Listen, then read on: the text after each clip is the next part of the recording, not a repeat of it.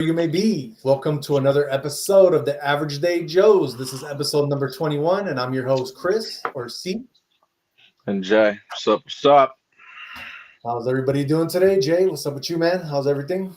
Excellent, man. Just focused, ready to actually get in the gym. After a weekend of not being in the gym, I'm fully recovered, fully focused, and I need that mental, not just physical, it's the mental that goes with it. Definitely. Did you do anything exciting over the weekend at all, or no? Man, I'm pretty focused, man. I usually make money and, did a lot of reading, just, a lot of research, for future business, let's say. Yeah, definitely. So, and some organization. Some organization was helping a lot, So that's good. That's good. Yeah, for sure. It's always good to keep yourself organized. It helps a lot with everything, with life in general, kind of, because Always.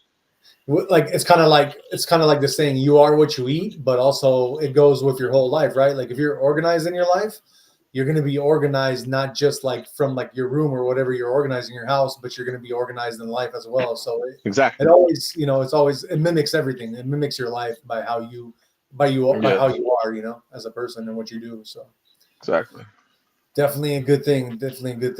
So let's give a shout out to everybody watching. We got 6 people watching right now, and let us get into the sports section because we got some crazy sports news from Jay to talk about. So what is going on in the sports world, brother? A lot of trades this weekend that just came out of the ordinary, man. So the first big one, obviously, Luka Doncic being traded from the Dallas Mavericks to the Los Angeles Lakers. And obviously Anthony Davis is going to the Mavs, but yeah, that was a crazy trade that no one saw coming. No one was really informed besides both GMs. And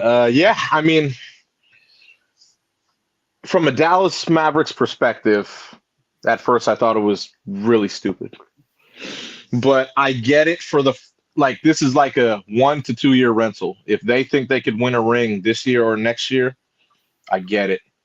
If they don't, I think they get fired, the GM and the coach, because Luka Doncic, 25, literally one of my favorite players, one of the best players in the league. That's your future, and you just traded away your future.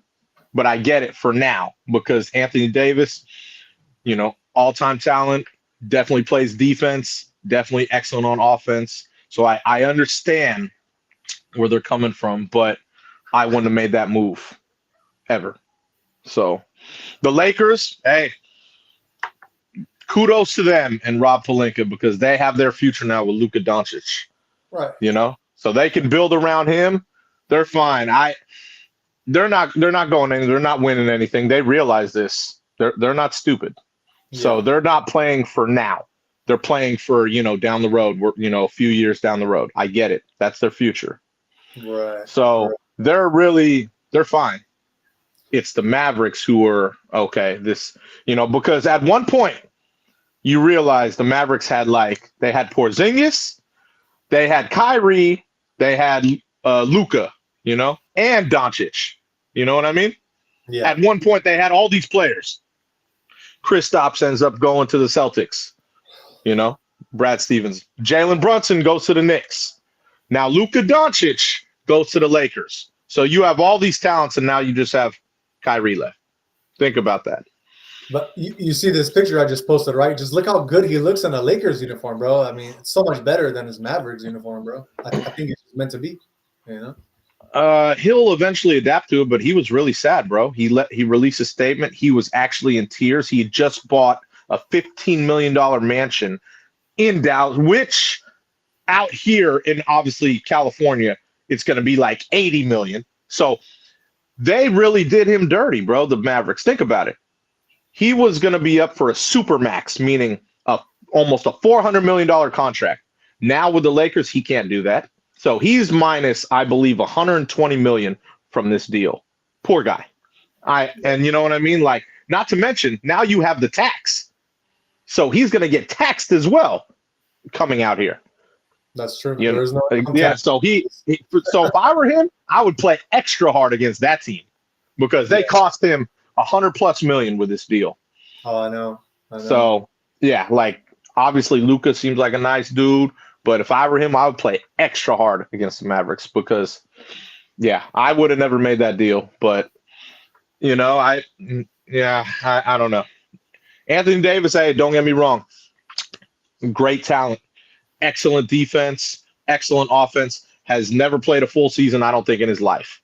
But like I said, for a 1 to 2 year rental, see how it goes. So let me ask you, for the Average Day Joe's community, do you know exactly what that whole trade entailed? Like, who else what got picked up, including The Lakers got picks. It was just picks, like a lot of picks, honestly, man. Like I don't know who else went with AD to it was that kid. What's his name? Max Christie. So he was their other defensive player. Like because the Lakers now completely don't have any defense. So Max Christie, AD, and I believe I believe that was it. And who did the Lakers get besides Luka? They got two other people, right? They got Luka, and I don't know who else they got with Luka. I know they got picks though. Yeah, they got. I do know. I mean, I know they had They got Markieff Morris, and then they got. That's not even relevant because those people don't play. Yeah. Those people are for the bench. So whoever went with Luka, they're not going to be playing. Yeah. So I just like I said, I don't make that trade if I'm a GM. But if it turns out that they get to the finals and they could win a championship, hey, the dude looks brilliant. If they don't, you're fired. It's that easy. Yeah.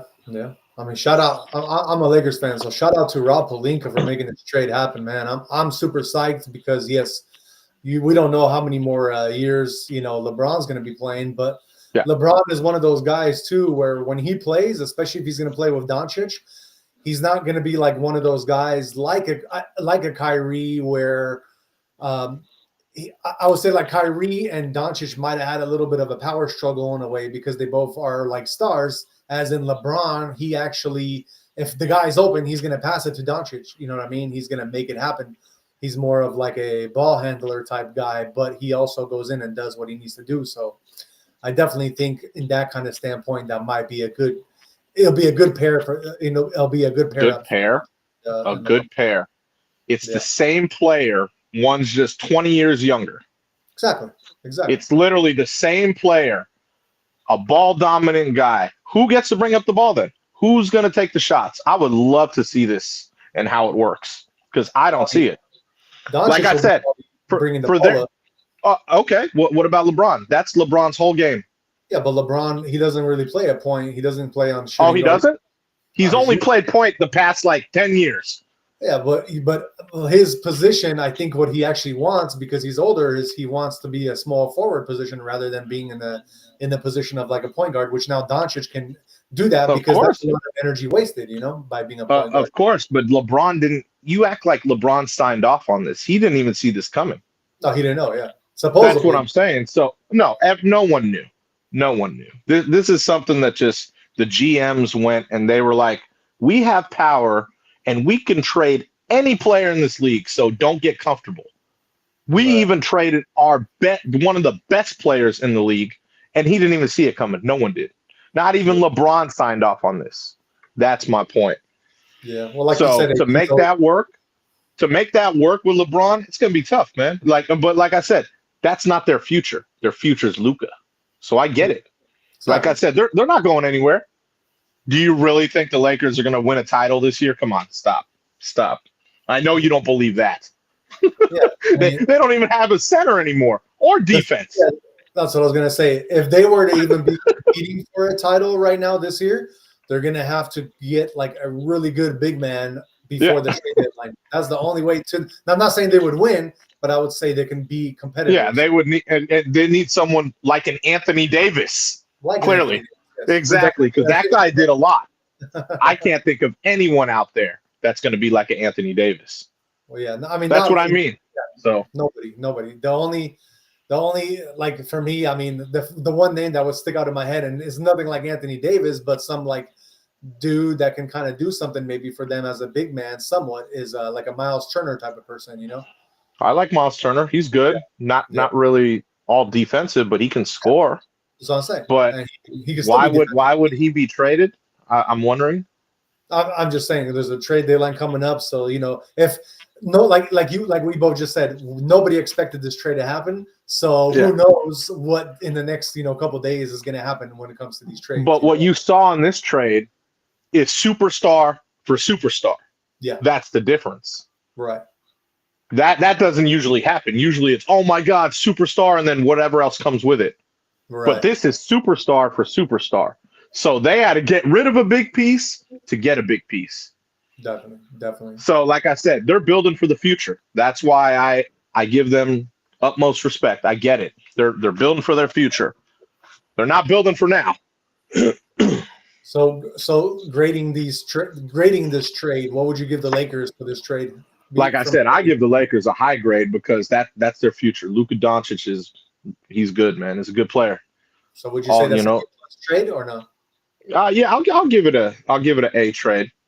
A trade. And what do you? Yeah, for sure. Dallas? What would you rate? I can't rate Dallas right now because, like I told you, if the AD thing works out and they get back to the finals, their trade worked out. I'll give them a high grade as well. If they don't even make it there, I give them a very low grade, very low.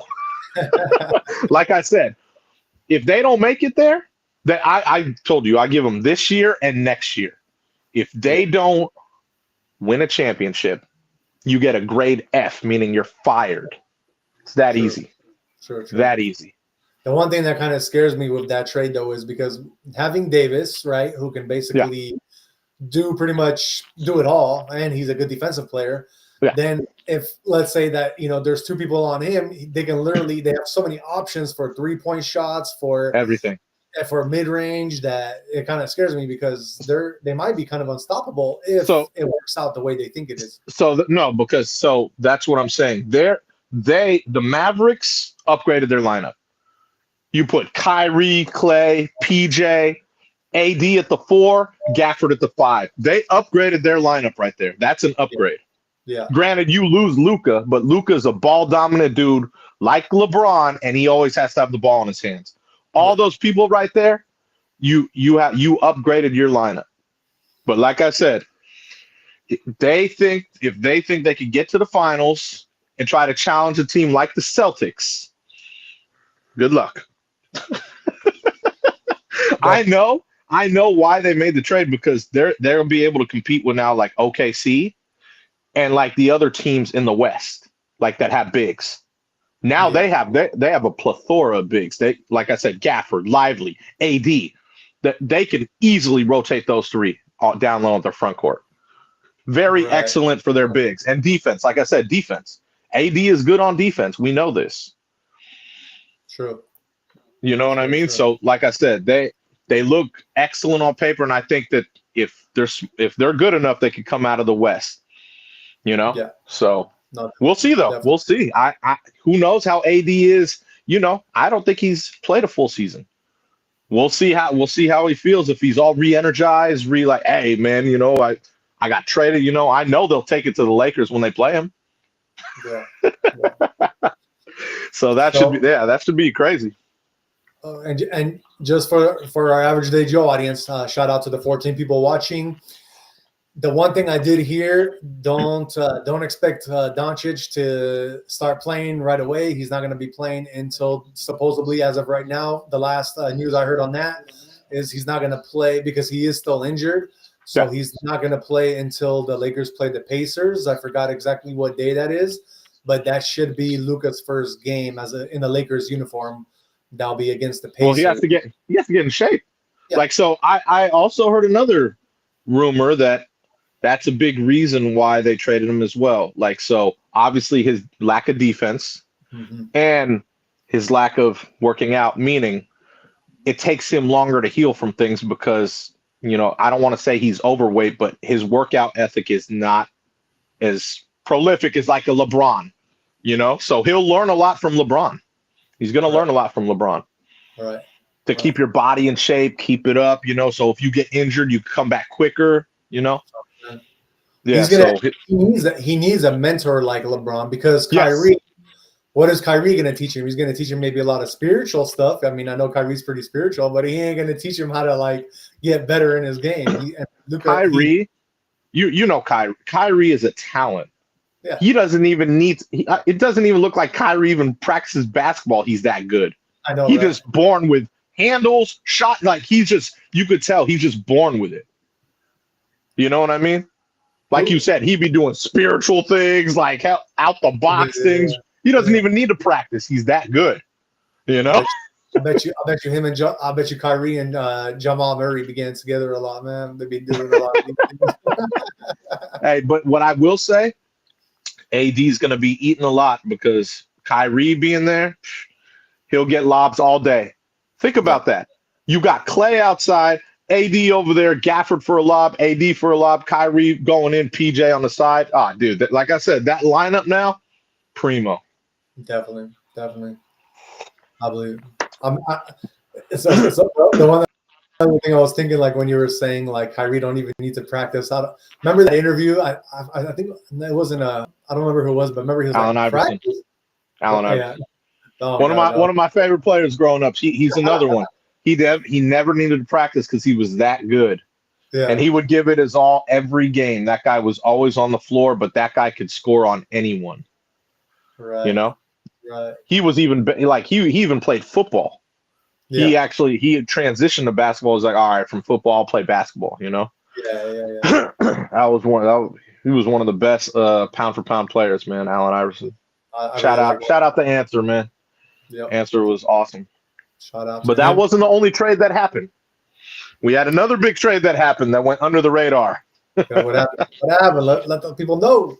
So the Kings, De'Aaron Fox, he got traded to the Spurs. So he's going to team up with Victor Wembanyama, which is that. So in the West, we're talking, you know, how they're building around Luka in LA. Now the Spurs have a great piece right there, man. You got De'Aaron Fox and Wembanyama. You got a great point guard and a 7'5" center.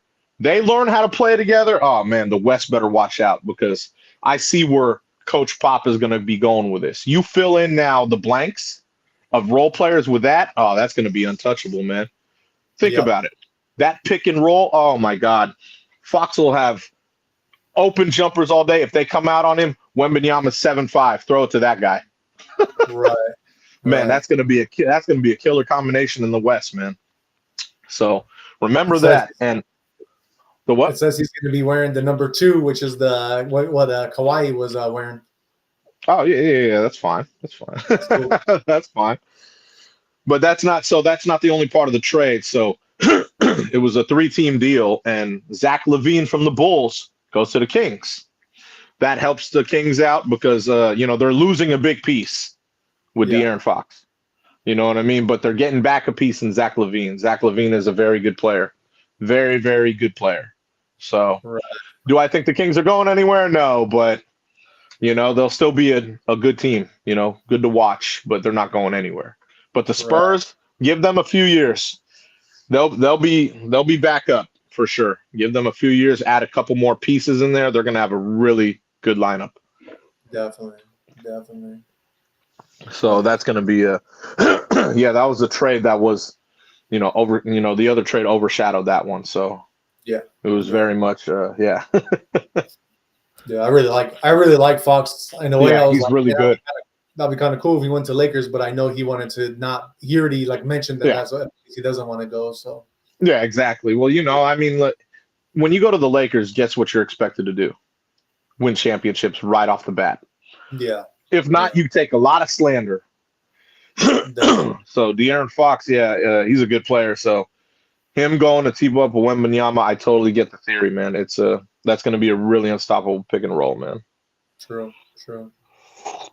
Yeah, that's a good one. That's the that's the basketball news. I got the scores from last night. Okay. So the Mavericks had to play a game, obviously, and they're going through this big trade. So they just got mollywopped by the Cavs. At one point they were down by 50-something points. Damn. Very embarrassing. Very embarrassing. I don't even know why they played the game. So that was. You know the score on that one or not? 144-101, and that was the final score. At one point, they were up by like 50-some points, I believe, like right after halftime. Yeah. It was crazy. It was all. I believe the Cavs were at 90 at halftime. Maybe not. I don't remember, but it was close to that. It was a crazy. I was like, why are they even playing this game? What, Right. like Jesus, man. So, yeah, the Raptors beat the Clippers. That was very surprising. I don't know. The Clippers, like I said, they're up and down. Maybe injuries. I don't know. Yeah.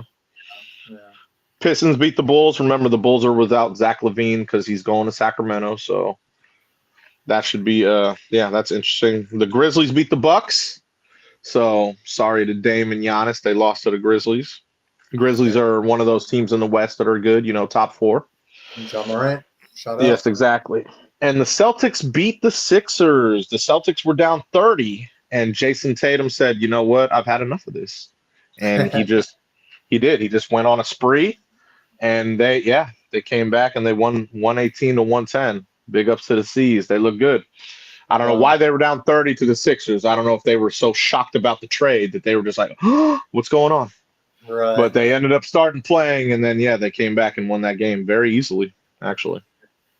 It's crazy. So, that was the score for yesterday. Tonight we got the Kings and Wolves are playing right now, currently, 77-70. The Hawks and Pistons, they're pretty close right now, 124, 122. Rockets, Knicks. The Rockets are up 93-86 on the Knicks. They're in the fourth quarter. The Thunder they're killing the Bucks. They're up by like 40. I don't even know. The Bucks they're having some problems right now. They're up by 40 on the Bucks, which I'm not mad because the Bucks are in the East, so they're like a few under the Celtics. So Grizzlies, Spurs, 45-37 Grizz. Like we said, the Grizz are playing good ball. The Wizards beat the Hornets. That's like a game that the Wizards finally won a game. I think that's their 8th win of the year. So who knows? Jazz and Pacers just started. That's early in the first quarter. Nuggets and Pelicans started as well. And the only other game later on tonight is the Dubs. They're playing the Magic. Oh, nice. Yeah, so that should be a good one. That'll be close. I don't know because there's still going to be a trade going down. Jimmy Butler's still not playing. We will see where he goes. That could impact a lot. I heard some things that he would be going to the Suns, which would be KD, Butler, Book, I mean, they're trying to make a big lineup there, but I don't know. Oh, the Suns do play later. Oh, speaking of, they play the Trailblazers later as well. Yep. So that's that should be interesting, man. I don't know where Jimmy Butler's going to go, but he's going somewhere. Any of these games that you could pretty much you're gonna say you can call it and almost like 90% sure type thing? Like I said, I'll go with the Dubs. Bay Area here, so I'll go with Dub Nation for sure. I think Steph is playing. I'll take Steph. Uh-huh. And then the Suns, Blazers. That Blazers team's been playing good, man. Those kids. But I'm still going with KD and Book. Sorry, I'll take the Suns as well. Okay. Yeah, I mean, to me, that's just common sense. But the Blazers, don't get me wrong, that young Blazers team been playing good lately. Yeah, definitely. They really have. They've had some impressive wins. But like I said, I'll still go with the Dubs and the Suns on that one. Okay. Any notable games for tomorrow that you want to watch? Yes. The big game is the one in the East. Celtics Cavaliers. That's Celtics have beat the Cavs. The Cavs has only lost like about 7 or 8 games this year, and Celtics have beat them. So, and they have beat the Celtics one time too. So it'll be a good game. It's in Cleveland, but if I'm Boston, my whole team is healthy. I'm going in there and I'm showing them this is my conference. I'm going to show you that you cannot beat us. Yeah. So that's what I will say. That's and then the Battle of LA later at night. I don't even want to watch that one, man. Without AD. I was gonna say there's no AD in the middle, so I think the Clippers are gonna eat, and that'll be easy. But those are the 2 notable games tomorrow. I love my Lakers, man, but I know when to not watch. Well, I mean, the Clippers coming off a hard one today, so yeah, man. I think They'll take it out on the Lakers tomorrow. Yeah, exactly. Are they playing it at home, the Lakers, or are they playing? No, it's at the new stadium. Oh, it is. I forgot the name of it. You know, the one that Steve Ballmer built. Right. Yeah, I haven't been to it yet, so I don't know. I've never been to it. Have you been to it? The Clipper Stadium or no? Yeah, eventually I'll go check it out sometime. You know, I'd love to go check it out. You know, it's easy. It's right there in Southern Cal. So I don't know what part it's at though. It's in Inglewood. Oh, it is. Yeah, It's in Inglewood. Okay, that's interesting. They put it there. All right. Yeah. One of those things, man. LA, though, it's so hard to get to the games. You literally need to leave your house like even if you live in LA, you need to leave your house like 4 hours earlier, bro, to fight the traffic. Yeah, I actually believe that because every time you go to LA, they got 6 to 8 lanes that are all filled. It's the stupidest thing. That's why I don't live in LA. I learned the hard way, man. I was gonna go watch last year. I was gonna watch the Rams against the Raiders game. Oh, okay, yeah. And I was in San Diego, so I was like, all right, I got to leave at this time, dude. I left hella early and everything. By the time I got to even like I barely even got into like the Orange County. Uh-huh. I basically the game already started. Like there was so much traffic. I was like, okay. So what I ended up doing, because I knew I was going to miss the game, like there was no point at that point. So God. I ended up going to like a Buffalo Wings and watching the game there. Missed like, Buffalo Wild Wings? Yeah. I missed the whole game. You know what I mean? My tickets and everything forfeited. Jesus. Oh, my God. That's terrible. That is terrible. I could have at least like sold them if I knew I was going to miss it. You know what I mean? Yeah, I know. It's hella hard to get to those games. Yeah, you definitely have to leave early if you're in LA. That's definitely a true story. I do know that. Yep. So, it is what it is. We live and we learn, man. Yeah, I feel you. Well, I know, dude, that, I went to LA to get my Hummer like years ago, Mm-hmm. And I got my Hummer and I was like, I'm gonna drive back at like 1 or 2 in the morning. Bro, every lane booked, all full, 2 a.m. Yeah. I was even filming it. Like, are they serious out here? 2 a.m. and there's gridlock traffic. Like, I'm like, there's 8 lanes and there's gridlock traffic. Are you serious? I know. Like, it made no sense to me. I was like, I couldn't even leave in the middle of the night and not hit traffic.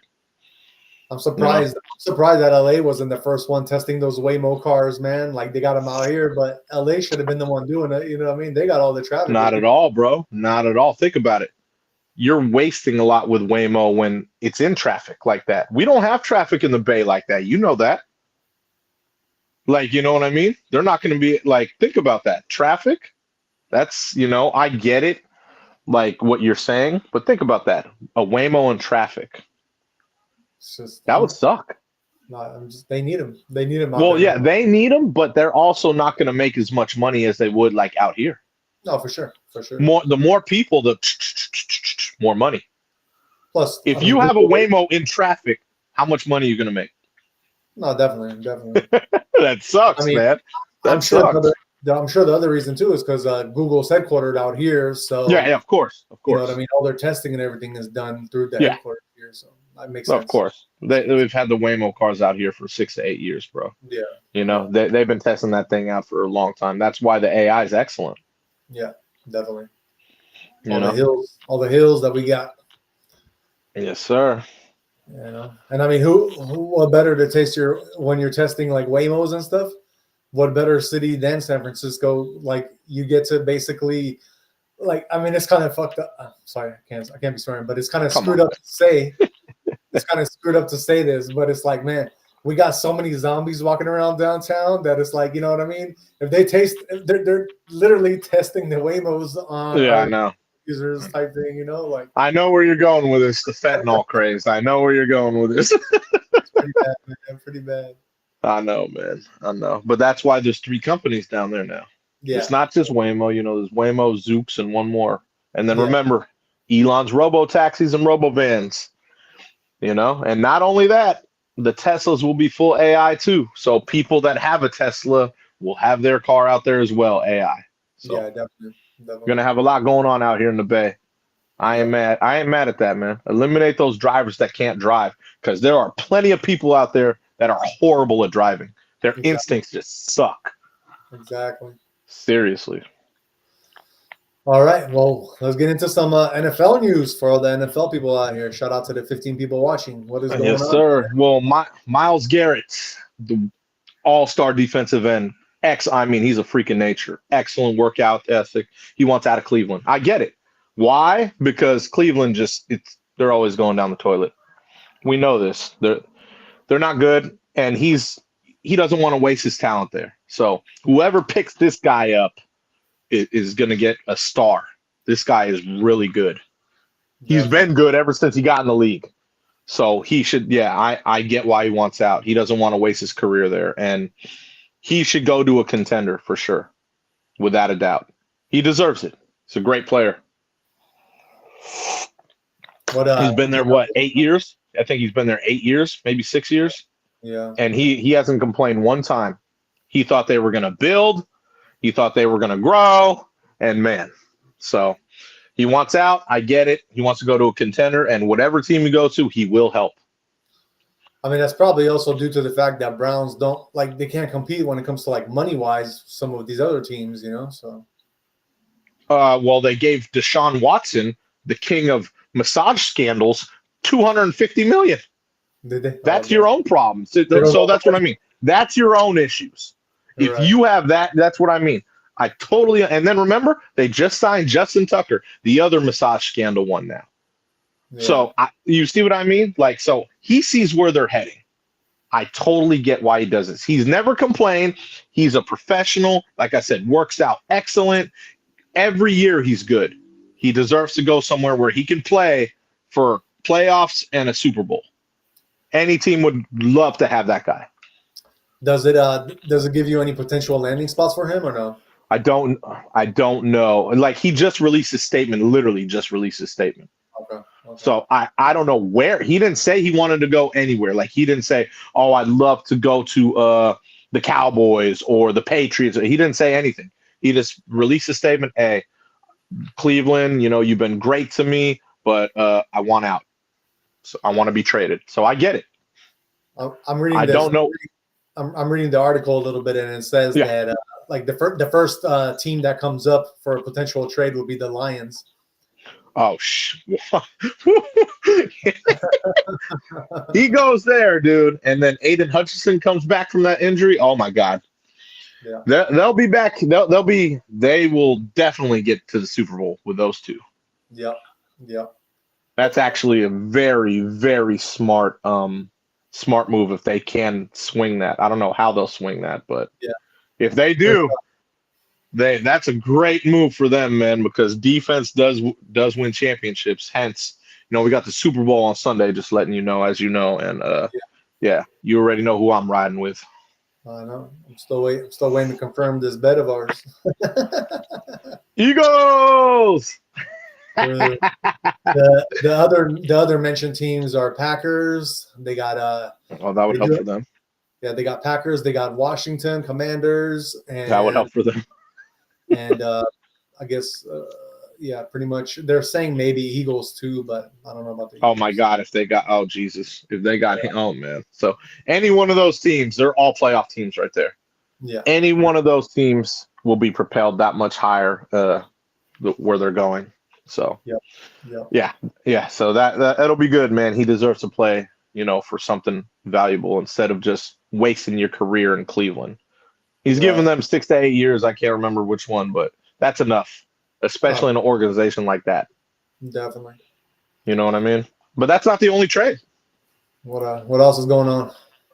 The Rams have informed Cooper Kupp that they will be trading him. I don't understand this at all, but yeah, they're going to be trading Cooper Kupp. I have no idea why. This just happened what? I just saw the ESPN notification on my phone 20 minutes ago.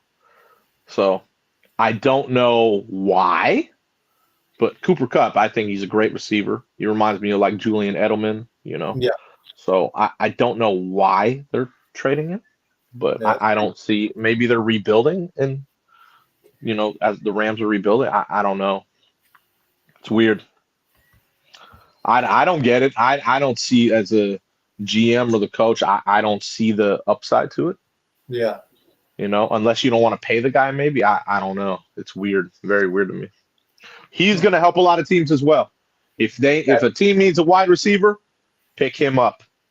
Excellent receiver right there. Yeah. Maybe they're just trying to free up some money, I guess. I don't know. Who knows? That's what I mean. But why? Okay. Like, you had good receiving core with him and Puka Nakua. You know what I mean? Yeah. So I don't know. I'm not. Yeah, I don't know. It's weird to me. But that's the other trade. So, and he didn't ask to be traded. The Rams just said, "Hey, we're going to trade you." I don't know if he got into anything off the field. Maybe got in trouble. I highly doubt it, but I don't know. I'm sure you won't agree with this, but they're saying that the primary reason is because his production is no longer matching his cost. Okay.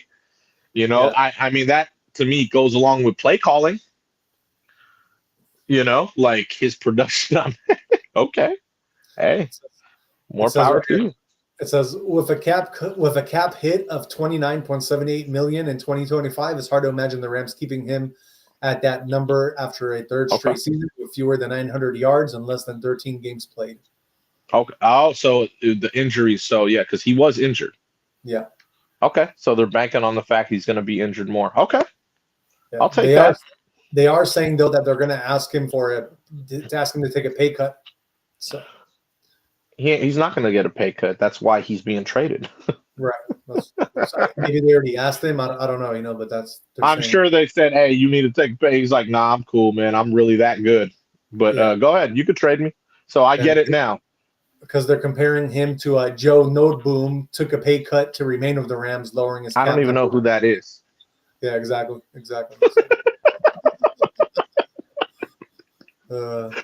Cooper Kupp is pretty good, man. Good hands right there. All hands wide receiver. So whoever gets him, it's gonna be good for them. Yeah, that's crazy. Yeah, very random, but yeah. So they'll be fine. They're banking on his injuries, though. Okay, I get it. And I didn't know they were over the cap like that. All right, makes sense. Do you? But yeah, I mean, it's football. You know what I mean? How do you not get injured in football? Like every single player gets injured at a certain point in time. So like, that's what I mean. Stop. Exactly. So I agree. You know what I mean? And like he was injured this year. He definitely was injured this year. So I guess maybe they saw something. Maybe the trainer was like, "Hey, he's got a tough injury. It could keep reoccurring." I don't know. But I know Cooper Kupp is good, man. He's a good receiver. And he's got good hands. He'll always catch the ball if it's thrown at him. So he'll be fine. All right. He'll be fine wherever he does go. That's a fact. And it says that he actually might not accept the trade, and he would actually tell him he wants to get released. And they're saying that most likely the Rams would allow that as well if he just decided to. Oh yeah. Well, yeah, because then exactly. Then he could pretty much go anywhere. Exactly.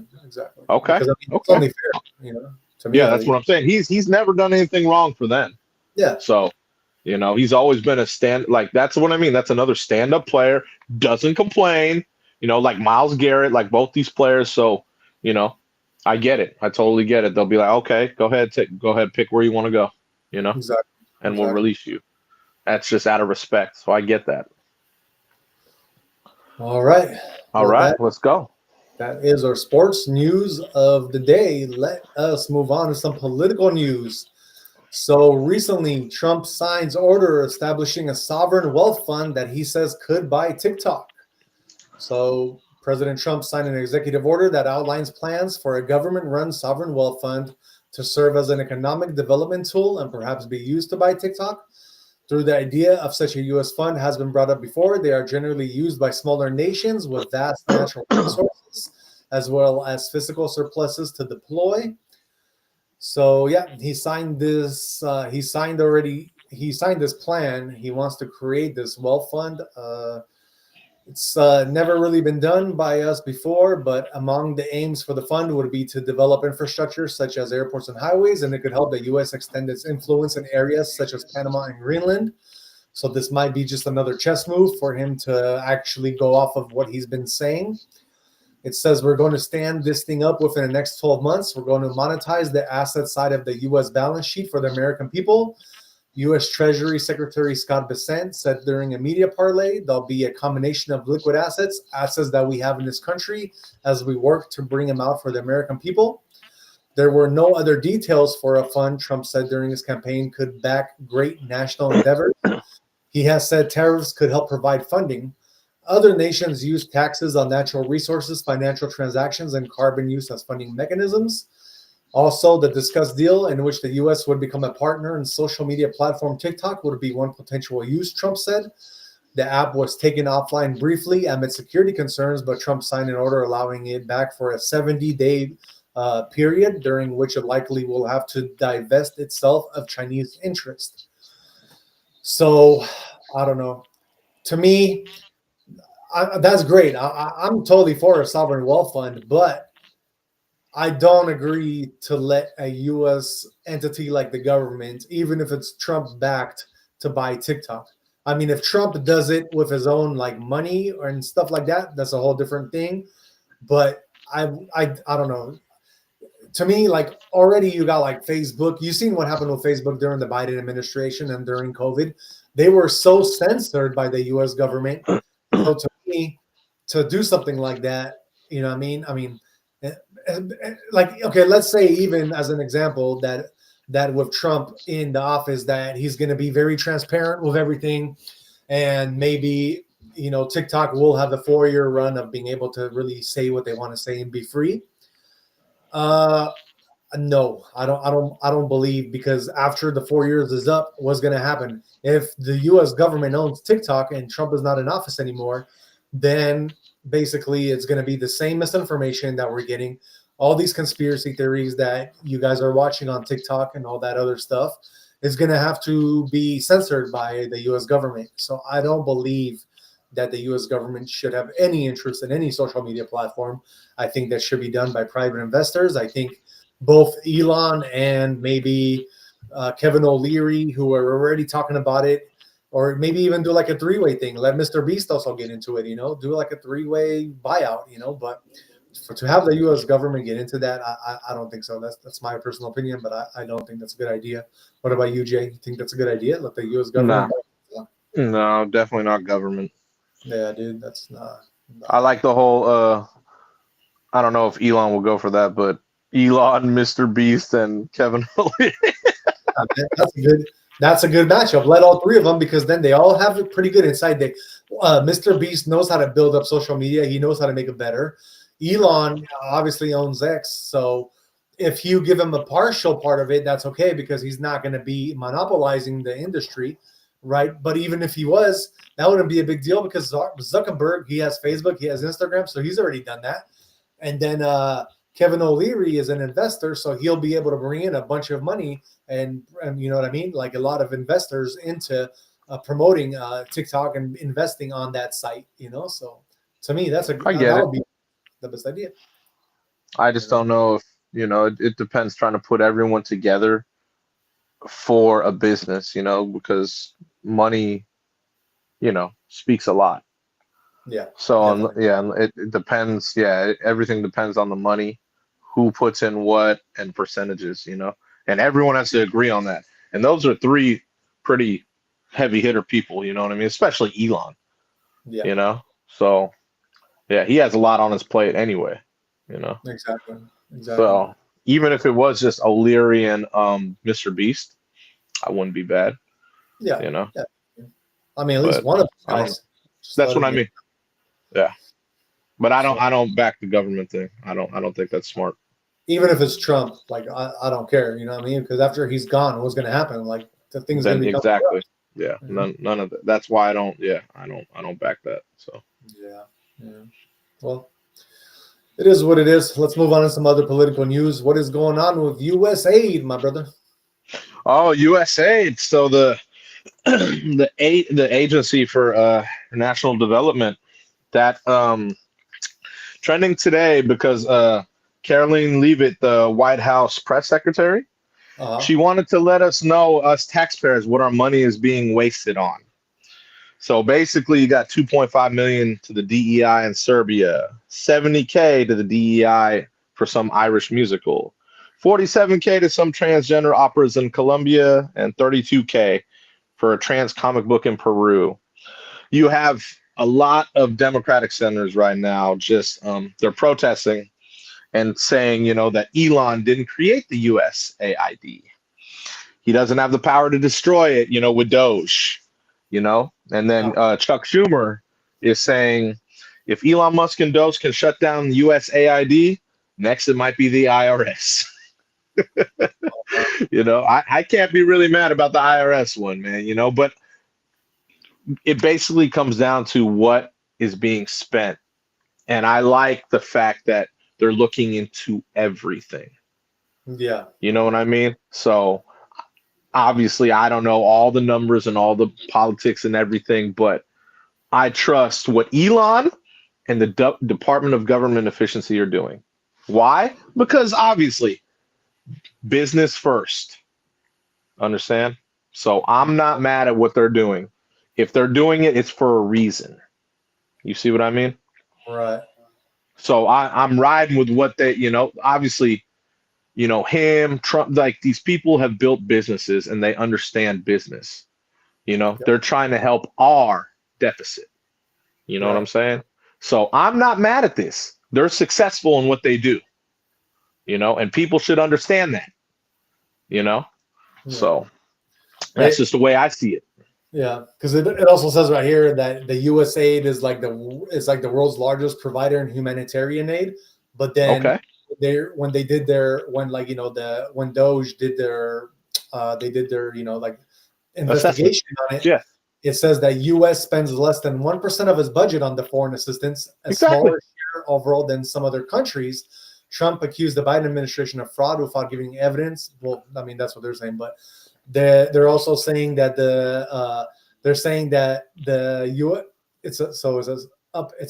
they upended the U.S. policy on humanitarian development and security assistance, and that it's basically they're accusing the USAID foreign assistance program, accusing it of waste and advancing liberal social programs. Yes, that's what that it's really doing. Exactly. That's it. Well, exactly. Money laundering. in so many terms. Because we all know, like in the U.S., we all know what they were doing. Basically, they were saying it's all for like USAID and everything. So then they go and they use some of this money to build back like the infrastructure of some of these countries. But then it's all really loans at the end of the day from these countries that they can never pay back. And then we basically are taking over these countries, which we shouldn't be doing. And it's not, it's not what they say it is. So.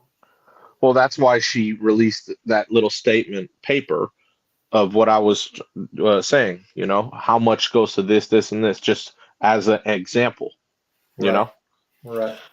Yeah, man. But like I said, so, but you got a lot of Democratic senators against this. Yeah. They're all, a lot of them are protesting about it. So, that's crazy. I don't know. Very, very odd to me, but. I would think everyone would want to help with the, getting the deficit down. Who knows? What do I know? So. Yeah. It is what it is. Hopefully they'll find all this like misspending now. Because they literally shut down everything. They shut down the servers. They even said that they took the servers already away from the USA department. So exactly. Well, even Ron Paul suggested, Ron Paul, he even suggested let them do what they're doing. They're obviously on the track to do this, So, that's what I'm saying. Like, I mean, like I said, everything's to help the deficit. Right. Well, I don't understand the interaction. Like, why all the, why all the aggressiveness? Why all the, what they're doing. Exactly. I don't understand it. I don't understand it. It's weird to me. Yeah. It is what it is. It really is. All right, let's move on to some other political news, and let me share this with you guys. So basically, Canada, they're misunderstanding this whole tariff order that has been put in by Trump, and they're making it into, well, this is what the White House is saying, that Canada has misunderstood tariff order as a trade war. So they're basically making it into a trade war, and they've already announced that now they're going to actually put tariffs on some of their goods for the U.S. as well, so that whatever Canada is importing, it's going to have tariffs on it. So we're going to be paying more for their stuff as well. I read this whole article already. It doesn't really say much. It's just basically it's telling us that what Trump is saying, and that he's saying that these countries have been ripping us off for years, that we haven't had any tariffs on them, and that they've been getting already, like so much stuff in here, like, and on top of that, Mexico especially, because we're putting tariffs on Mexico, they bring a lot of fentanyl into the country. So we're kind of Trump basically is trying to slow that down by creating these tariffs. If that's going to work, I mean, who knows? That's for us to all see. But from basically what Trump is saying, like, yes, it is showing that in the short term, we are going to have higher prices on certain goods, especially if Canada does put tariffs up. I mean, if you're buying maple syrup and like a Canadian whiskey type thing, then yes, you probably will pay a little bit more. But they haven't mentioned anything about oil, because as of right now, we are getting a lot of our oil from Canada. But I think that because President Trump already said before that he might not put the tariffs on the oil. So as long as Canada doesn't do the same thing, then oil prices will not be affected for the short term. But I also think because we just started drilling again in offshore drilling in certain parts of the world and in certain parts of America, and probably fracking as well, that we're going to start our own production, which pretty soon we're not going to need oil from any other country. We will have our own oil supply. So I think that is like another chess move on Trump to not put tariffs on oil for now, so that we Americans will not have to suffer at the pumps, especially here in California, where our prices are almost $5 a gallon. But yeah, that being said, Canada does appear to have misunderstood, and they're basically making it into a trade war, according to the White House. So it says right here, when asked what Canada and Mexico must do to lift the 25% tariffs that Trump announced on Saturday, the president told reporters on Sunday they have to balance out their trade. Number one, they've got to stop people from pouring into our country. They have to stop people pouring in, and we have to stop fentanyl. And that includes China, said Trump, who announced an additional 10% tariff on Chinese goods. So this also will include Chinese goods. The president also said the tariffs against the three largest U.S. trading partners, which will take effect on tomorrow, on Tuesday, might cause Americans some short-term pain, but long-term, the United States has been ripped off by virtually every country in the world. Trump also indicated on Sunday that the 27-nation European Union would be next in the firing line, but he did not say when. Hassett, when asked if Trump's policies will create more inflation, said one needs to look at all of the president's policies together. I think this is going to be one of the biggest supply side positive shocks that we've ever seen. So, yeah, I think ultimately myself, this will be a good thing. I think, like they're saying, we have been being ripped off. I mean, we've been basically like funneling money into Ukraine, and we've been using all these like countries and investing in all these other countries, and we're basically trying to act as like the police of the world, where we don't even have a place to be doing that, and going into all these wars and just wasting all this money. So I think definitely we need to kind of take a back seat as Americans, and yes, we might see a little bit higher prices in the short term, but I definitely feel like in the long term, this will be a good thing for America. So, yeah. That being said, that is our political news. Let's get into some celebrity news. I wanted to share this with you guys because there is some pissed off, I would say, country artists right now. There's some pissed off country artists because basically I think it was over the weekend, Beyonce won a Grammy. She won the album of the year for country music, and they're saying her win is historic. But yeah, I think she did like I didn't hear the whole album. Jay, did you hear any other besides that one country song that she kind of had going that kind of made like this whole like everybody was like all dancing to it on the radio? Did you hear her sing any other country songs? I haven't really listened to Beyonce, Jay, or any of them since the whole thing went down. So Right, no. right. I So yeah, I know she was surprised. I saw the whole clip. She was yeah, surprised she won. Everyone was surprised she won, but that could go along with a lot of other things. So AJ. But yeah, was she really was she really what? surprised? Her influence in the music industry, bro. She No, probably that's what I mean. So I'm saying she did a good job of looking like, did I, like, so did I give her, yeah, I? that's what I'm saying. I don't, I don't particularly listen to Beyonce, so Yeah. I don't know. But regardless of that, I do want to say I want to give her a shout out. I don't like the woman personally myself because I think her and Jay-Z, I don't know, they're crooked. They're crooked. But that being said, I do want to give her a shout out because she is the first Black woman to win the award for Best Country Album.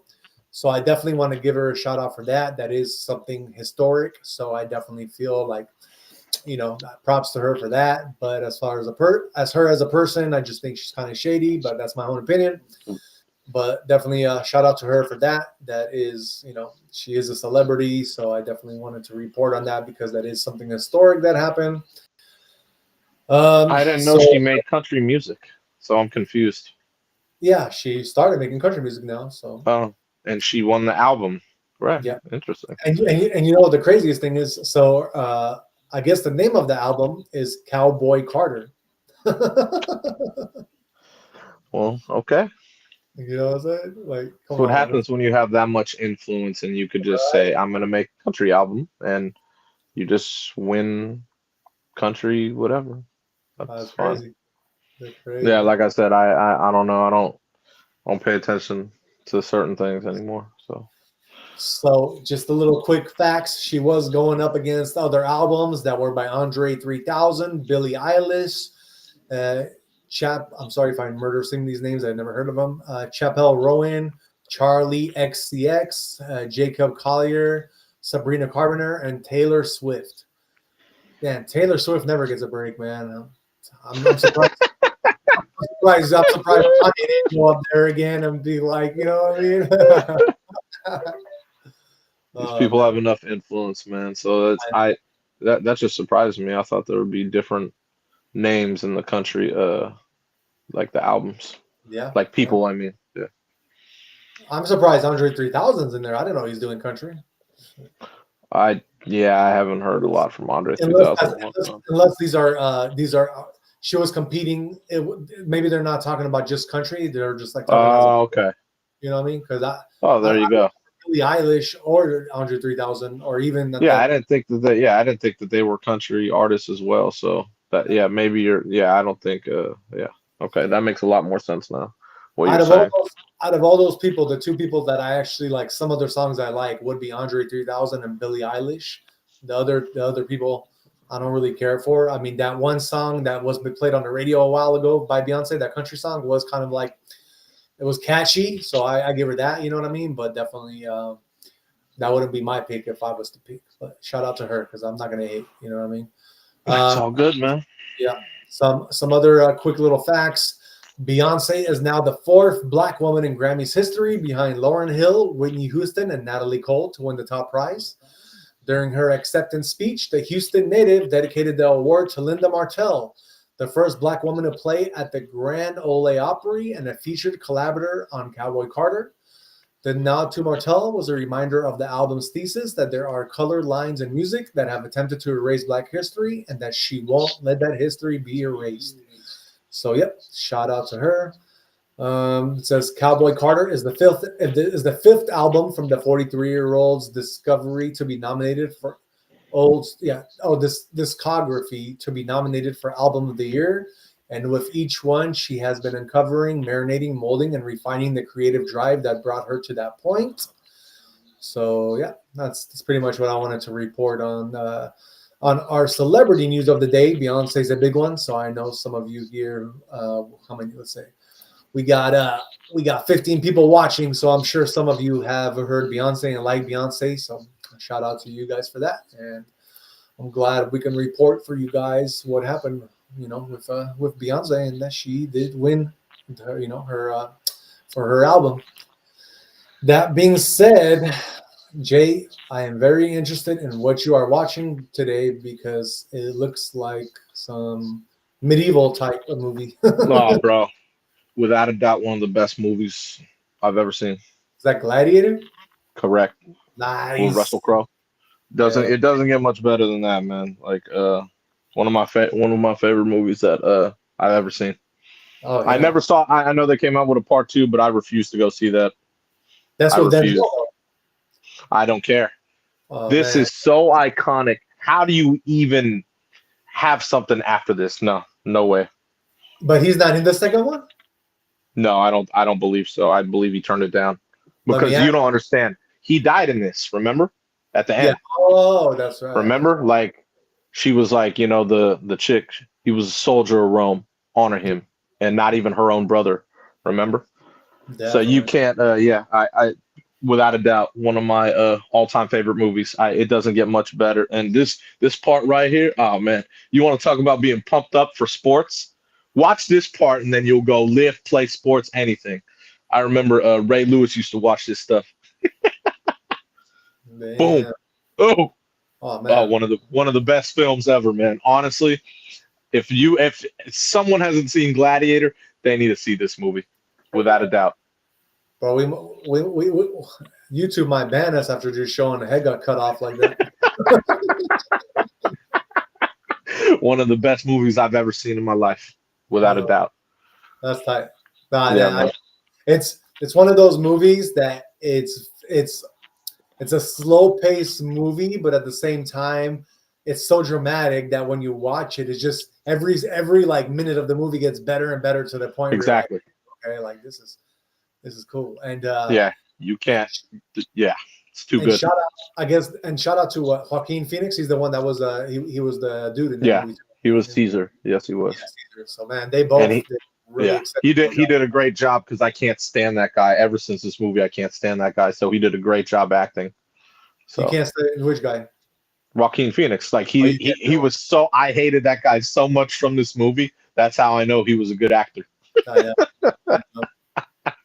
You're like, But oh, Russell Crowe, man, Russell Crowe's the man. oh yeah, Excellent movie. he is. He's from Australia, I believe, right? Russell Crowe. I'm not sure. I can't even tell you. I Is he? I'm pretty I don't sure. know. Oh I'm no, not sure. he was born in New Zealand, but he's definitely has like an Australian accent. So he might have done a lot of stuff in Australia. You know. Maybe. Yeah. Maybe. Yeah. All right. So give the people who don't know a little what is the movie about? Basically, Russell Crowe, his name's Maximus. He's a Roman general. He conquers a lot for the Caesar and who runs Rome, Marcus Aurelius and all them. And basically, he gets once dude dies, the king dies. Yeah. He's supposed to be next in line to run Rome, and come to find out, the son of the king killed his father. And then that's when he ended up putting Russell Crowe, like he ordered him to kill him. Uh-huh. And then he ended up escaping. So he escaped the assassination, because he wanted him dead, because his father loved him more than his own son. Right. And then he ended up after doing that, he ended up becoming a gladiator so he could get back in Rome. Okay. So he became one of the best because he could kill everyone. He's he was the number one, general. And then he ends up going up into the big, into the Colosseum. And then they find out, the Caesar finds out, oh my God, this is the guy who, who was supposed to be killed. Yeah. And then, yeah, so just drama. And then, yeah, he basically built his name back up to being more popular than the ruler of Rome, which is the son that killed his father. Okay. Yeah. Oh my God. I mean, it doesn't get much better than that, man. Like, So basically, he got caught on purpose, but he was a prisoner, right? Basically, he's like a prisoner now at this point, from what I Oh, in understand. the movie right now? Yeah. Well, no, I'm not saying like right now, Oh, right now. I'm just talking about the whole movie as a whole. But basically, he was supposed to be next in line, but that didn't happen. So well, to get yeah. He, the ruler of Rome said, "Look, you, I want you to rule because he was his right hand, like the general the whole time. You know what I mean? yeah, He's like, I want you to rule over my son because my son, he's not built like you. He's yeah, not yeah, even close to being like you. He's corrupt.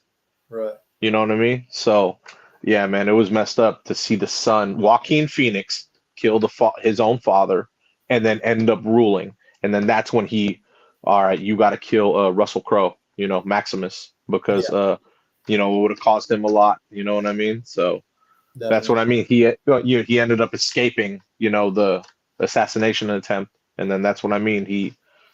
They killed his whole family, like burned his family. You know what I mean? Like just mutilized him. And then he was like, he didn't care about his life, but then he got caught with the gladiator. So they kind of sold him to be a gladiator. And then he Oh, just became really that good, like, because he could kill anyone. He was a yeah, general. He right, was one of the number one people out there. And then, right. yeah, he just built his name up and then ended up going to the Coliseum. And Nice. then, come to find out, dude who killed his pops, like, he's like, oh no, you know? And Right. then, yeah, so he ended up becoming more big than Joaquin Phoenix. Oh, okay. Okay. And then they ended up fighting at the end. Yeah. But the thing is, Joaquin Phoenix, he basically stabbed Russell Crowe and then put on his armor and concealed the wound, and he still lost. Damn. Yeah, man, crazy. But the scenes that you saw, like that one scene you just saw, Uh, Russell Crowe, Maximus, he has plenty of fight scenes in this, man, and yeah, it's yeah. so awesome, man. Very cool. I told you, it's one of the best movies I've ever seen. It Definitely. really is. It's really up there, top 10 for sure. Nice. Nice. Yeah, What so 1 through 10? What do you give 10, it?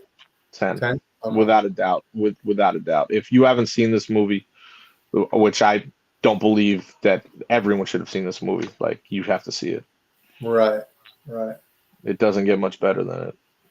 And so talking about Russell Crowe, would you say Yes. that's the best movie that you love? Like that's his best favorite movie?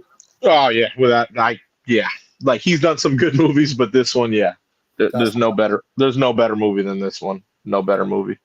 He's okay. been in a lot of good movies, believe me, but there's nothing better than this. If you Okay. could name one better than this, I'd be very surprised. No, I can't. I cannot. You know what I mean? Because like he was cool in Robin Hood, he was cool in Noah. American Gangster was cool, but nothing's comparing to this, man. Yeah. This is like you watch this movie and you can't even make. That's what I mean. You can't even make another movie like it. The Right. fact that they even had the balls to make a part two, they're crazy. I don't even want to see it.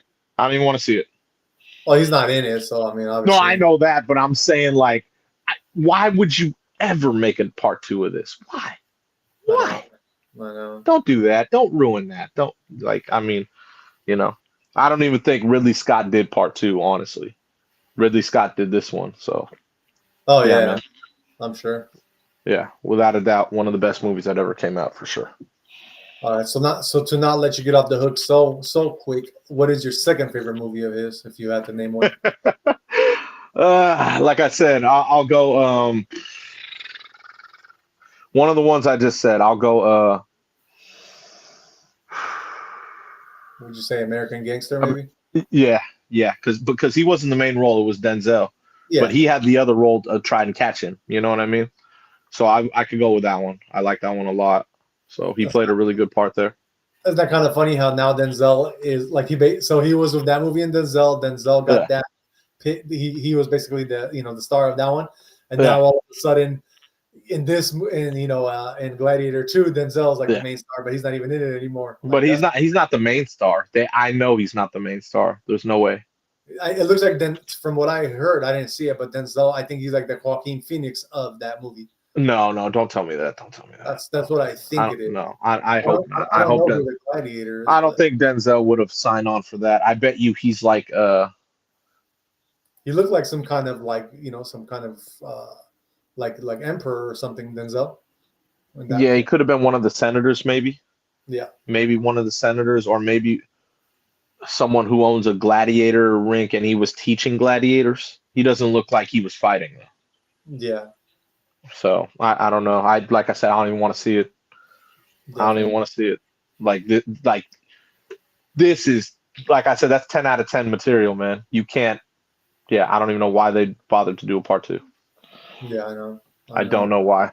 It's very upsetting to me. I don't like stuff like that. That's true. That's true. Yeah, man.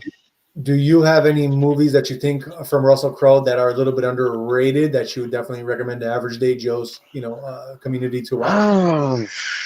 An underrated movie by Russell. um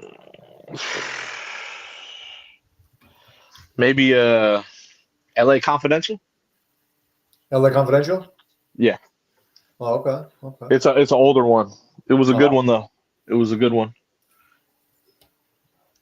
He plays like a similar type role, like as in American Gangster, Uh-huh. because he's also a detective in that. So I'd say that's Oh. under the radar because I don't think a lot of people know about that one. You know what I mean? And didn't he play in that one movie where he was basically like he was this like really smart dude who was basically like killing everybody from jail? You know what I Beautiful mean? Mind. Oh, Beautiful Mind, is that the one? Oh man, that was like I think so. I don't think that was underrated though, man. no, not that it's underrated, but that was like one of my favorite movies of Oh his. yeah, that was a good movie for sure. For Yeah, sure. man, that was basically chess all day. You know what I mean? Like he was the stuff he was doing. Like, you know what I mean? Oh my god. I'd say that was a good one, man. I'm not that was in my head too, but I didn't think it was underrated or anything. Yeah, not underrated. It's definitely one of his like better movies though. Where I would say if you haven't seen The Beautiful Mind, then that's one to definitely see. For sure. Um, I agree. That's yeah, a good one. That's definitely a good one. definitely. For me, as far as underrated, uh, have you ever seen Broken City? No. So that one I would say is a little bit underrated. That's with him and Mark Wahlberg. No way. Yeah, Really? yeah. So so Oh. Is so he a basically, detective in this too, or no? yeah, yeah, yeah. So Okay. basically, Okay. basically, Mark Wahlberg is a former cop, sees a chance at redemption for past sins when New York City Uh-huh. Mayor Russell Crowe calls on him for a special job. Okay. Uh, Hostler thinks his wife, which Catherine Zeta-Jones is in, is having an affair, and that Oh it may wow. chances for re-election. Okay. However, a bigger scandal than expected pulls in Billy right at the start of his investigation. So, double crossed by the mayor, Billy Uh-huh. begins a relentless quest for justice. So that's a No, never seen it. Hey, I like all those actors though and actresses. Russell exact. Crowe, Mark Wahlberg, one of my favorite, and Catherine Zeta-Jones. Yeah, how Yeah, can they you went with lose? that cast. You cannot lose. I think that'll be. I'll check that one out, man. Broken City. Yeah, Broken City. Yeah, It sounds like that went under the radar then, because I don't even hear. I have never even heard of it. that's a 2013. It's a thriller crime. So that's what they Okay, say. love to check that one out. Broken City. Yeah, and then I would also make a notable mention with the movie called Two Guns, which also has Denzel and him in it. Two Gun. Yeah, I've never seen it. I heard of Yeah, that one, but I didn't see it. that was a pretty good one too. It's a little bit. It's almost like it's kind of comedy-ish in a way, serious comedy, but it's definitely one that if you like Denzel and you like Russell Crowe, I definitely would say that that's a good one. Okay. But I would say that Broken City or Okay. even the Beautiful Mind is Yeah. is two that I would go before I would choose that one. So Okay. my opinion Yeah, on that. Beautiful Mind was a good one. I know that Yeah. one. All That's right, cool. well, let's move on to some crypto news, man. What has happened to the markets this weekend? OMG. Everything started falling. I was like, holy moly, what is going on here? Basically, you had some pretty bad news over the weekend. El Salvador, which was basically using its reserves, and they Uh-huh. were mining Bitcoin, and they were using it as they were using it as a second option for their currency. Somehow in the Congress of El Salvador, 3 people voted against doing that now. So they are no longer using Bitcoin as their currency, even though the president of El Salvador was against that because basically, if they just kept doing what they've been doing and they've been buying Bitcoin for a while now, they would have had enough money to pay for any kind of debts they had. But to look at the bigger picture, I think that the 3 people that voted against this, that made it into law now, were influenced by outside influences because basically before they started using Bitcoin as their currency, they kept getting approached by the IMF, which is the International Monetary Fund, and they were trying to give them like billions of dollars in loans, which is what we just talked about earlier on this show, which is what we kind of do as America. We like to take over countries through loans. So it looks like the pressure finally came on, or these 3 people got some kind of really good kickbacks because they decided to not use Bitcoin as their national currency and accept these billions of dollars from the IMF fund. So I am super sad by this because it's not a super big deal in a way because Bitcoin is not a coin that is owned by any one nation. It is a world coin. So that's why you did see the prices drop a little bit this weekend. And the other news also why the prices will be dropping is because of these tariff wars that Canada is basically now saying we're in a tariff war. So you had a little bit of bad crypto news or news that crypto like responded to. And on top of that, like I said on Friday, the markets when like Wall Street shuts down with the stock market, then usually crypto, if it doesn't have any bad news, it kind of tends more to swing sideways on the weekends before Monday, where it starts opening up again. But the good thing is that the news did come out like basically Friday night and over the weekend. So since then, the markets have recovered somewhat, at least. So let me go over these markets with you. At a total market cap right now, we're sitting at 3.34 trillion for the whole global crypto market. We are up 5.98 increase over the last 24 hours. So that's a good thing, at least. A lot of people got liquidated because when it comes to our fear and greed index, we are still in neutral, but we are right on the cusp of fear, meaning to me that basically a lot of people got either liquidated or they got so scared that they basically sold all their positions, which here on the Average Day Joe show, if you watch any of our previous episodes, we always tell you guys, hold on, diamond hands, because that's what we believe in. The crypto market is not going anywhere, no matter what bad news we get, even if Bitcoin drops to 70,000, which I definitely don't see that happening because as soon as it hit its support of, I want to say like 91, 92 over the weekend, it bounced right back. And Bitcoin right now is currently at 100,000 again. So we're at 100,835. Ethereum, we are sitting at 2,803. So Bitcoin is up in the last 24 hours, 6.58%. And Ethereum in the last 24 hours is up 11.12%. So we are making a comeback, guys. So I truly am sorry if you guys did not have the guts to hold on to your coins and you sold or you got liquidated because you're day trading on leverage. I am very sorry. I've been there. I've done that. I know how you feel, but don't give up hope. There is always hope, and worst comes to worst. I'm not kidding with you guys because money does affect people in many different ways. There is a suicide line to call if you guys need, and that is not a joke because a lot of people can lose their life savings, and yeah, we don't want to see anybody get hurt over this. At the end of the day, life goes on. That being said, you got your 5 top trending coins. Number 1 is Bitcoin. Number 2, your trending top coin is Ethereum. Number 3, you have RAI, which is up 28% in the last 24 hours. And number 4, you have XRP, which is sitting at $2.74, and it's up 19% in the last 24 hours. And number 5 trending coin, you have Sol, which is at 217, and it's up 11.75 in the last 24 hours. Bitcoin dominance is sitting at 60%, and Ethereum, the largest altcoin, is sitting at 10%. So the Ethereum has gone down from 11% over the last week. So that means that Bitcoin has been the most dominant right now, that the altcoins have kind of cooled off. And let us go over your top gainers with your top 5 gainers in the last 24 hours. Number 1, Doge to Moon. You are up 790% in the last 24 hours. We got another one that I have not seen before. Number 2 is NIFI, N-I-F-I. That is up 714% in the last 24 hours. Number 3, a whole nother one I never seen also, is Tenda Coin, T-N-D. You guys are up 702% in the last 24 hours.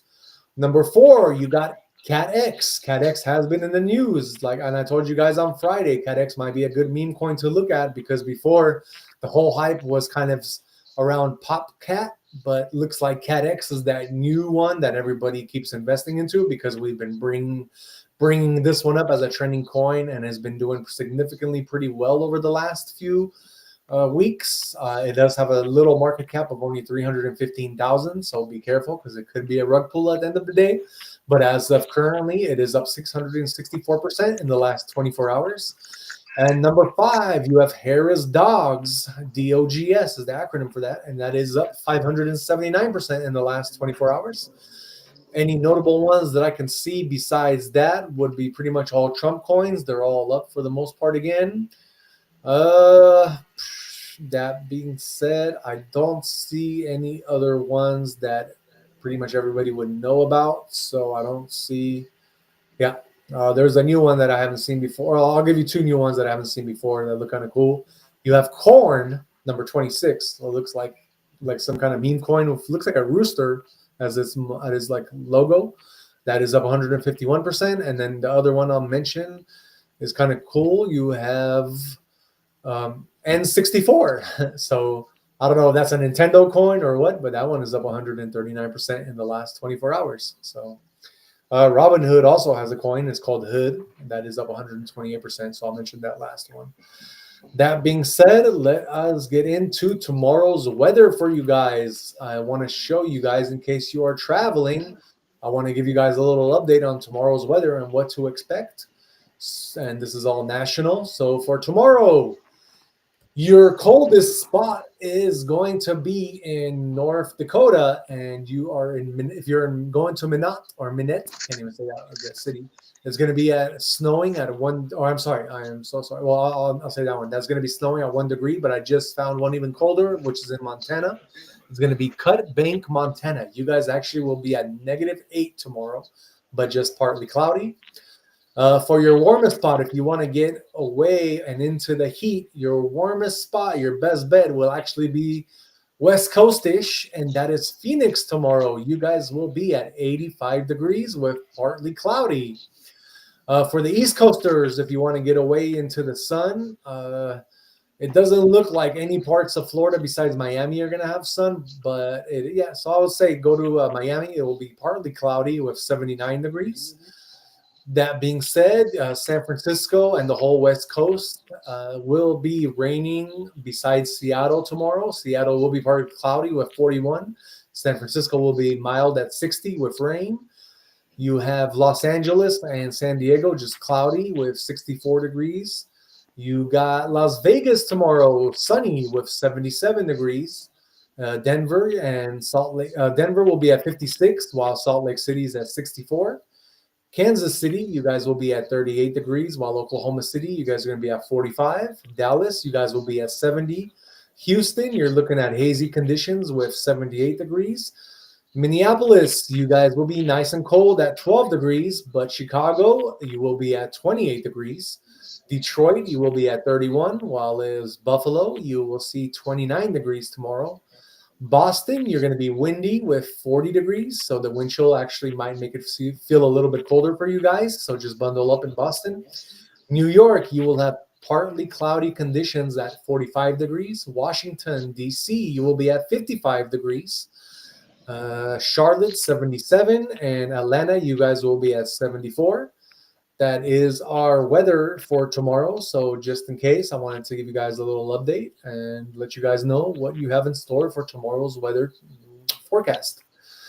That being said, let us move on and give you our astrology for tomorrow. We kind of like to guide you guys a little bit and just let you know sometimes things happen for certain reasons because of planetary alignments or whatnot. But we want to give you guys a little quick guide to tomorrow and what your guys' signs have in store. So of course we do start off with the first house of the zodiac, which is Aries, which is my sign. Aries, tomorrow you will meet someone who brings an ideal collaboration spark that will advance your shared goals. The connections you make will feel perfect because they match your energy and ideas. So you should initiate the pursuit of your shared vision. For my Taurus, tomorrow the day calls for a well-deserved break from your routine. Your relentless determination has been unmatched as you continuously pursue new adventures while overcoming obstacles one after another. Gemini, you should use tomorrow to examine how your way of seeing things influences how you experience life. You probably don't understand how much your self-imposed limitations stem from your habit of exaggerating things to yourself and others. Then we have our Cancer. Show your powerful resilience in every situation while challenging yourself to evaluate the burdens you bear. Your unmatched resilience leads you to carry heavier responsibilities than anyone else, yet this practice leaves you exhausted. Then we got Leo, which is Jay's sign. Your passionate nature will shine as your desires will reach surprising levels. Your undeniable charm creates an irresistible force that draws people toward you, making you feel exceptionally romantic and confident. Whoa, whoa, whoa, Jay. I don't know about that one. We got our Virgo. Romantic connections will deepen as a simple phone call from your sweetheart will create heartwarming emotions. A single interaction can generate passionate feelings that bring back memories of shared affection. I know you got a little bit of Virgo in you, Jay. So that's all I'm gonna say. I ain't say nothing else. Okay, moving on. We got Libra. That's funny. Libra. This tomorrow's day will allow you to detach from everything that distracts you, so you cannot concentrate on peaceful activities that calm your mind. During this pause, you can either dive into storytelling or spend peaceful time reflecting, which will energize your mind alongside your spirit. We got our Scorpio. Your desire to improve your skills or enroll in professional training might emerge tomorrow.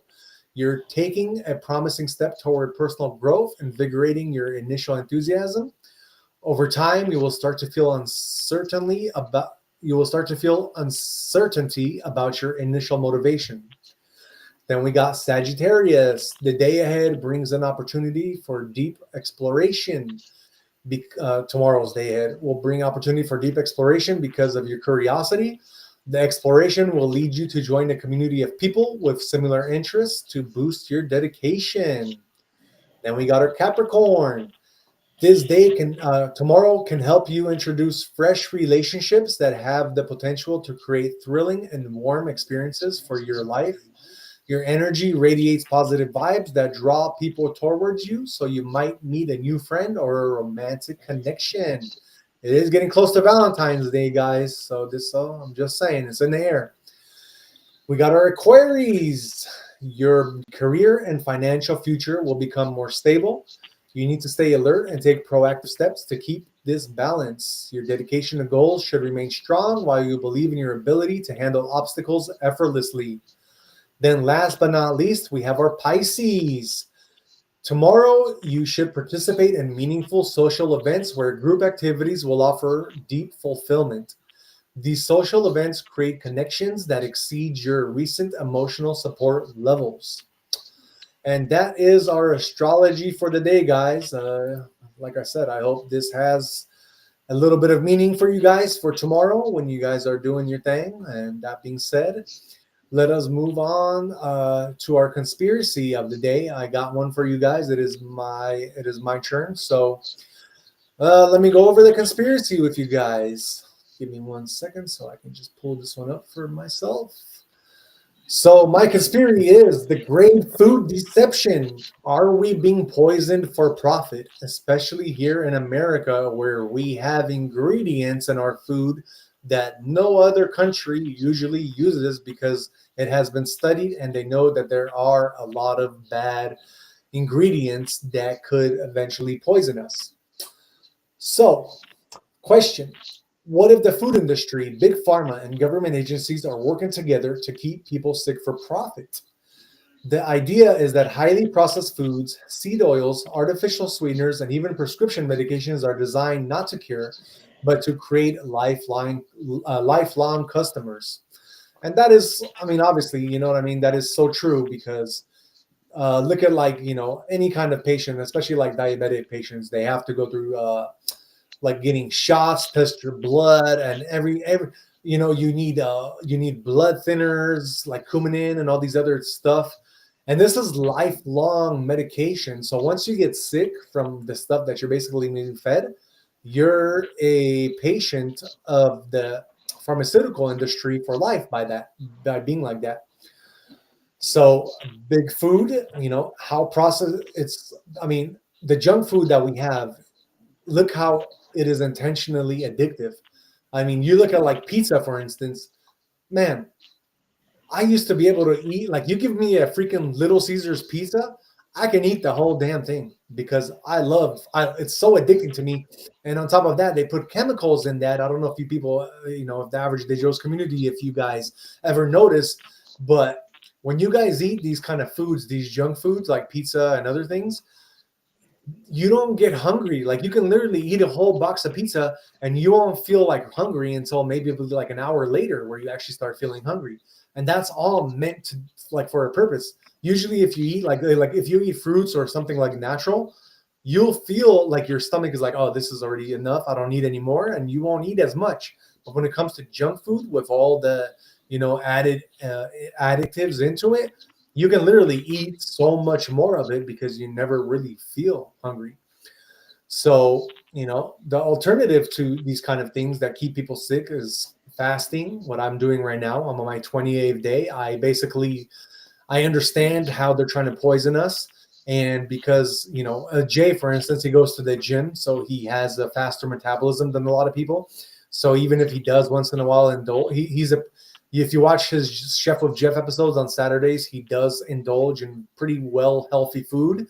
He doesn't really go out and eat junk food so much. So he definitely does not fall into this category. But for a lot of us people, who don't have time to cook and stuff, we definitely do fall into this category because we are usually going out and eating, and because it's much faster. You can feed the whole family. You go to KFC, get a bucket of chicken. You ain't got to do it yourself at home, especially because you're tired and you're coming off of work. So it makes sense. But if you do that, like if you do that in Europe, you're not going to be this person who's all overweight and not healthy because they don't put the same additives and the same ingredients that we do. So that's really the biggest difference. And so far, it looks like, RFK, who's going to be our, like, he's going to be in charge of the health now for Americans. He's looking into this and he's trying to kind of change this for America. But as of right now, this is the reality for us Americans that we have to, go by. And yeah, until we improve ourselves by either going to the gym, by either start cooking for ourselves, getting meats that are more organic or like grass-fed beef, because in a lot of these stores, even if you buy the meats, they're all pumped up with steroids. They put water and all these other additives in them to make them way heavier so they can charge them more money for them. It's really sad, and it's like they don't care about you. Nobody cares about you. You have to care about yourself first. And it all lies within. So if you care about yourself, you're going to become a happier person. And then you're going to reflect out outside of you. And then you're going to attract much more positive things in your life. But I don't know if people, all the American Joe community, if you guys notice, but people over the years, they're getting a lot more aggressive. You go on the roads, people are honking at each other. People have so much less patience. You have all these kids who are getting diagnosed, with so many different things. And autism is like one of the biggest ones. Like if you look at back in the days, like even from like the 50s onwards, is like in the 50s, even cancer, like, it's never been so prevalent in the US population as it is now. And everything just from, like, since we started introducing these kind of ingredients from, I would say, like 50s and 60s till now, if you look at the studies, everything has been increasing when it comes to sicknesses of adults and of children as well. So, for example, the U.S. food supply is filled with banned ingredients from other countries. And for example, food dyes, red 40, yellow 5 and 6, they're all banned in Europe, but they're still in U.S. cereals. You got brominated vegetable oil, BVO. It's banned in over 100 countries, yet it's still in U.S. sodas. You got potassium bromate and azodicarbonamide. I can't even say this. Banamide. It's used in U.S. bread, but it's banned in Europe because it's linked to cancer. Then you have a big one. It's called high fructose corn syrup, HFCS. It replaces sugar in the U.S., but it's linked to obesity and diabetes. So I'm telling you, folks, they're doing all this on purpose. They want you to become a customer. We have cures for cancer. The thing is, they're not going to let you know. The American Cancer Society is $1 billion industry. They're not going to let you guys, you know what I mean, get the cure for stuff like that, because obviously then they're going to lose a whole bunch of money. And then you already heard on the news, I'm sure, over the last like 10 years, every time some kind of nutritionist, naturalist, anybody comes out and they can do anything curable, or they can reverse anything, what happens to them within like a year or so? They're no longer with us. Somehow they committed suicide. So, this is a serious thing, guys. And I this is really passionate for me. You can probably hear the voice and the passion in my voice about this, because I too am a victim of this. I was diagnosed with GERD, and I too have, like I said, I'm on a 44-day fast. I'm on day 28 right now of not eating anything. And what have I done so far in these 28 days? I've completely reversed my GERD. If you guys have gout and all this other stuff, which I know a lot of men suffer from, you can completely reverse that by just doing a fast. I'm not even saying to do a 44-day fast like I am. I like to go extreme. I'm an extreme person. But if you do even like a 7-day fast, just detox your system, take some kind of herbs that are good to cleanse yourself, like your colon, and to cleanse your inners, to make you, use the bathroom those 7 days to kind of just get all that stuff out. And then after that, you are eating only organic type foods, and you're still taking some kind of herbs to help to clean yourself out. You're gonna reverse a lot of these chronic conditions.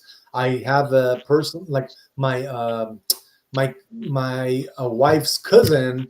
She's a somewhat of a heavy-set woman, but she actually did like a 3-week fast, and she was completely able to reverse her diabetes.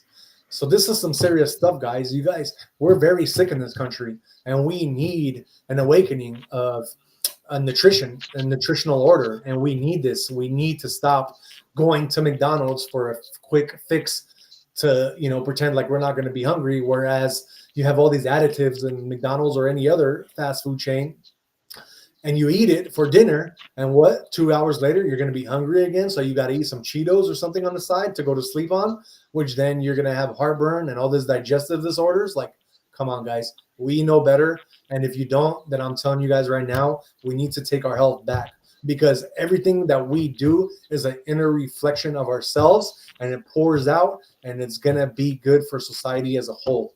I'm not one of those people who are saying stop eating meat, don't do this, don't do that. I personally, I doing this fast, after I eat my fast, I'm not going to go back to eating meat, but that's me personally. I'm not saying not to. I'm just saying that if you do eat meat, get it grass fed. Go to like a Middle Eastern store, get the halal, get the meat that's halal. It's prepared differently. It's not prepared the same. Or you can even talk to Jay. Jay, everything he does and buys is very organic, and he does stuff that is gonna help him in his gains in the gym, and it's going to make him a better person overall, because he's not eating like stuff like, all these, fast food chains. So if you think about it, for big pharma, it's basically a profitable cycle of sickness. It's the perfect business model. Keep people eating bad food. They get sick. They sell the medication to manage symptoms, repeat for life. I mean, what's the better how good of a subscription plan is that for these pharmaceutical companies, right? We over here on internet, we're like sometimes poised to like, pay for like a $5 subscription for something so we can get some kind of newsletters or something. Yet when it comes to your health, that's something you're going to take seriously. And of course, especially if you're working, you have health insurance to cover a lot of this. So it's coming out of your, like it's basically coming out of your paycheck. So either way, you're still, even if you don't see that money being lost, you're still losing it. Yeah. So if you look at the food pyramid, the standard American diet, look what standard American diet, look what the first three, Jay, standard American diet, what does that spell? What do the first three letters of standard American and diet spell? Sad. Exactly. It equals chronic illness. We got a bunch of processed food, which increases obesity, diabetes. I think we are like the number one country with heart disease on top of that. We have, if you go to like Houston or all these like southern places where people are not taught this, they don't, it's known that they eat a lot of like fried food, that it's so hot in the summers in a lot of these places that people don't exercise as much outdoors and stuff, that, they're especially vulnerable to stuff like that. Then you have, like big pharma having medications for all these high blood pressure, diabetes, depression, lifelong prescriptions. So all this, it's depression, all of this, it's all connected from the food, guys. It really is. You guys have to wake up and smell the nasty food that they're serving us. So on top of that, look at the price differences of healthy food and non-healthy food. Look, healthy food, we don't need to be spraying it. We don't need to be doing all these extra things that they do to the non-healthy food. So wouldn't you think that if we have healthy food that doesn't need to be sprayed, that needs much less stuff on it than all these non-healthy foods, shouldn't it be less expensive? But yet it's the other way around. We have the healthy food being a lot more expensive. All these organic, you go to the store, anything organic is like $3, $4, $5, maybe even more dollars more than the non-healthy food, which is sprayed, which has additives put into it. And why is that? You would think that it costs more to do stuff to the food than just leave it alone and let it grow naturally, right? So that's what I'm saying. And we already know the food pyramid was a scam. Bread and cereal as the foundation. Maybe when we were kids, that's what we believed, but come on. Nobody benefits from bread and cereal as your foundation. That's not true. And of course, they don't want us to fast, because with fasting equals no profit. There's no food, no disease, no pills. So, yeah, the FDA, the USDA, obviously, and the lobbyists, they all are the ones that are really controlling the food policies. You have all these lobbyists paying the FDA and the USDA. I'm sure some of you seen, which was a really great movie, the Dallas Buyers Club with, you seen that movie, right, Jay? Matthew McConaughey. Yeah, Matthew McConaughey. So, man, that was a great movie because it shows you how the FDA, man, this guy started treating his own, AIDS. Yeah. And what did FDA do? They wouldn't even let him bring back like stuff that, was helping all these people. So, it shows you. And that was based on a true story. So it's not making stuff up. And the same companies that are making junk food also fund our health research. That doesn't make sense, right? Then you also have the government subsidizing corn and soy for junk food, but not fresh produce. So, yeah, we're paying farmers to grow all this corn and soy. Why do you think that is? But not fresh produce? Come on, guys. We have to wake up. So at the end of it all, too, when you're looking at commercials and stuff, I don't know if you guys seen lately, but when you got commercials, they're starting to cast a lot more obese people to normalize this as society. They're making it like trying to be like a normalized thing when it isn't. So you have to look at everything, every little scope of this. This is not just one little thing, And then if you also look at the whole during COVID, what happened during COVID? I know you guys remember this. Fast food chains, they were able to stay open, but gyms got closed. That does not make any sense, brothers or sisters. That does not make any sense. Then let's look at the solution. So like I said, fasting, herbs, staying away from bad food, You You got to eat like your grandparents did. That's usually the best looking at, because our grandparents did not have, or even our great grandparents at this point, depending on how old you are, but they did not have those ingredients in their foods that we do now. So you need to talk to them. If you haven't, let them, ask them. I mean, if their grandparents are still alive, they must be in somewhat decent shape. Um, Fasting and real food, it equals to freedom. It's freedom of your body, it's freedom of your mind. So it's very important. Then you got to look at also the longest lifespans of countries. I'm talking about Japan, Mediterranean diets, and like the Mediterranean countries. And you got people like from New Zealand and stuff like that, where they're eating all natural foods. They're not ultra processed. Europeans, they don't have the same additives, so they're living a lot longer and healthier lives. They don't have the same suicide rates. They don't have kids going into their freaking high schools and shooting up the places like we do out here. It's totally different, and it's all to do with the food. We don't understand how much of this is connected to our food. It's crazy though, and I'm trying to awaken you guys a little bit to let you guys know about this. So yeah, consider fasting for health and longevity. Grow your own food or buy local at your local farmers market when possible. Those are the solutions for this. For my closing thoughts on this, what do you guys think? I mean, write me in the comments, or write us in the comments and let us know what you think. Are we being poisoned for profit? We got 16 people watching, so shout out to you guys. Let us know, what you guys think about this. We definitely like to hear from everybody else, especially if you're watching from a different country. Give us your thoughts on this, because we would love, to hear your input. So yeah, that's pretty much what I got to say about this. It's very passionate for me. Like I said, I am doing my 44-day fast. Tomorrow, if you guys tune in, I will share with you my weight. I am, when I do a 44-day fast, I definitely, when you're doing it that long, you definitely use up a lot of energy much quicker. So I have been going to the gym with Jay and stuff, but I'm going to definitely have to kind of look at different methods of what I'm doing as well, because at this point in time, it is, when you're doing the fast, you really want to heal yourself, and by healing, you need a lot of rest as well. So when you're wasting a lot of energy, then you're not letting a lot of that energy be geared towards healing yourself. So I definitely am going to have to change a little bit of what I'm doing as well. I got like basically 2 weeks left. So at this point, it's more for me just to finish the healing process of what I'm doing. And yeah, that is pretty much everything I needed to say about my conspiracy theory. So the conspiracy, like I said, it was, are we being poisoned for profit? That is our conspiracy of the day. And like always, please hit the like button for this episode that we're doing for you guys. Subscribe to our channel, please, if you haven't already, and please share this to everyone. We love you guys here at the Average Day Joes community, so thank you so much for tuning in. Jay, any final words for the people, for the Average Day Joes community before we take off? We had a pretty long show today, I know. Just stay blessed, man. Stay focused on the goals, health, wealth, and happiness. Stay blessed, health, wealth, and happiness. That is the motto for this show. Please look at our other videos that we make. We had basically, I posted it on Sunday night, but we had a Chef and Jeff episode, so check that one out over the weekend. He did some really good cooking on that one. And then on Sunday, I did my date with Kate. Unfortunately, out here in the West Coast, has been raining, so I can't really show you guys so much of California, just because I'm not trying to get wet and sick or any of that.